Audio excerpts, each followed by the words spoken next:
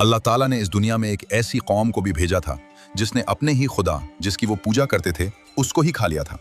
ये उस वक्त की बात है जब इस्लाम से पहले अरब के लोग ज़हनी तौर पर इस कदर पस्त हो चुके थे कि वो हर उस चीज़ को खुदा मान लेते थे जो उन्हें ताकतवर या फ़ायदामंद लगती।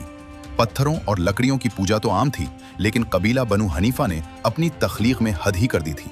उनका ये वहम था कि अगर वो अपनी सबसे कीमती और लजीज ग़िज़ा खजूर और मक्खन से अपना माबूद तैयार करेंगे तो शायद वो उन पर ज़्यादा मेहरबान होगा। उन्होंने बेहतरीन किस्म की खजूरों को पेश कर उसमें खालिस मक्खन, पनीर और आटा मिलाकर एक हलवा नुमा पेस्ट तैयार किया और उसे तराश कर बुत की शक्ल दे दी। वो इस लजीज खुदा के सामने सजदा करते और समझते कि ये उनकी खुशहाली की जमानत है। फिर एक वक्त ऐसा आया कि नजद के इलाके में हौलनाक कहत पड़ गया। दाने दाने को तरसती उस कौम के सामने जब मौत नाचने लगी और घर के तमाम अनाज खत्म हो गए तो उनका सारा ईमान पेट की आग के सामने ढेर हो गया। शुरू में तो वो डरे कि अपने रब को कैसे खाएं, लेकिन जब भूख ने होश उड़ा दिए तो उन्होंने सोचा कि अगर हम ही ना रहे तो इबादत कौन करेगा।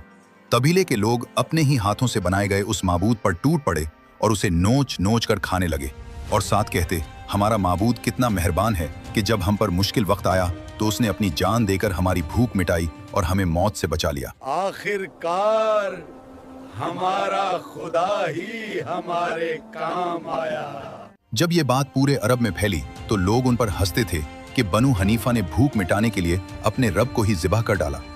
जिस माबूद को इंसान अपनी भूख मिटाने के लिए खा जाए वो इंसान की तकदीर क्या बदलेगा। असल ताकत सिर्फ उस अल्लाह की है जो सबको खिलाता है मगर खुद किसी का मोहताज नहीं।